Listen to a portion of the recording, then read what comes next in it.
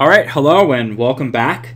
Today we're going to talk about an interesting topic that probably impacts you a lot in your daily life, which is how Google ranks web pages.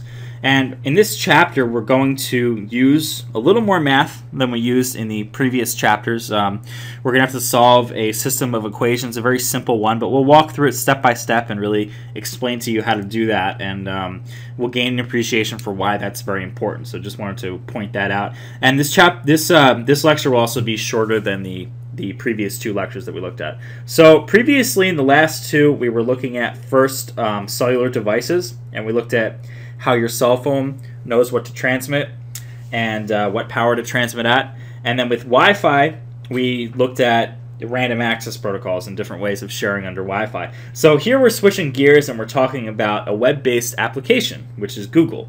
And we're going to look at Google search specifically and focus on that.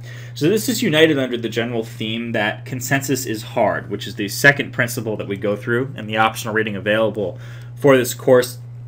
Under that window, we also have what's called AdWords, which is Google's way of selling ad spaces to people. And we look at that as well. We're not going to have time to look at that in this course, but we do that in the book, and perhaps in a future offering on this course, we'll go back and revisit that. PageRank, which is also what we're going to be doing today. We're going to be looking at that. And then another one is consensus formation on Wikipedia. So how they followed the principle and the process of rough consensus to come up with a consensus on things. So you can see how each of these are really a consensus problem. With AdWords, we have to figure out basically which people should get assigned to which ad spaces. With PageRank, we have to come up with a consensus as to which web pages should be ranked higher and displayed first in the search results page. And on Wikipedia, we have to come up with a process of rough consensus. We have to follow the principle of rough consensus in order to come up and figure out which edits should be kept and which ones should be tossed away when there's conflicting opinions resulting.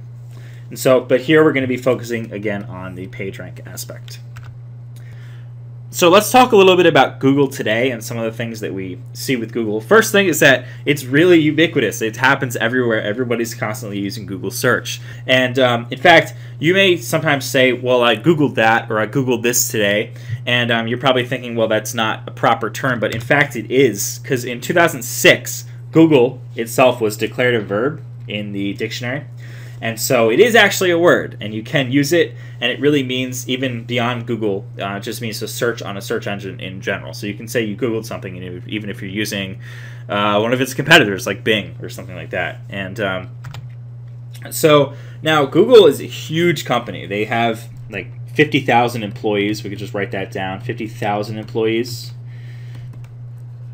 And it's actually a little higher than that now, I believe. Or at least at this time in beginning of 2013, it was around 50,000.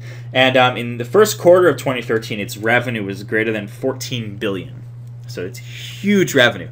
But something that may not make sense to you right now, at least, is, well, how does Google make money? Because searching on a web page, searching on Google is free, right? You don't have to pay for that. So how is it that they're making all this huge revenue, and how do they stay in business? And clearly, how do they do so well with their business? Well, it turns out that Google's revenue comes from something that you may not have known specifically, but it comes from ads. Ads are a huge factor in Google's revenue. Specifically, ads on Google sites themselves make up 85% of its revenue, at least in this study that was done in 2011, I believe that was the case. And 10% comes from ads on other sites. So really we have 95% of the revenue coming from ads themselves, which is just huge.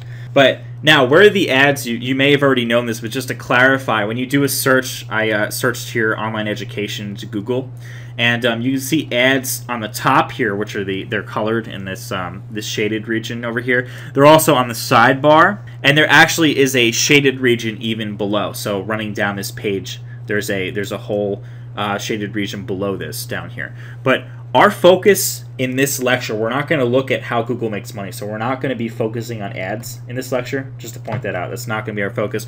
We're going to be focusing on how the top few results get ranked and why they're ranked the way that they are. So why does Online Education US News and World Report appear first? What is it about that website that makes it first and the highest ranked?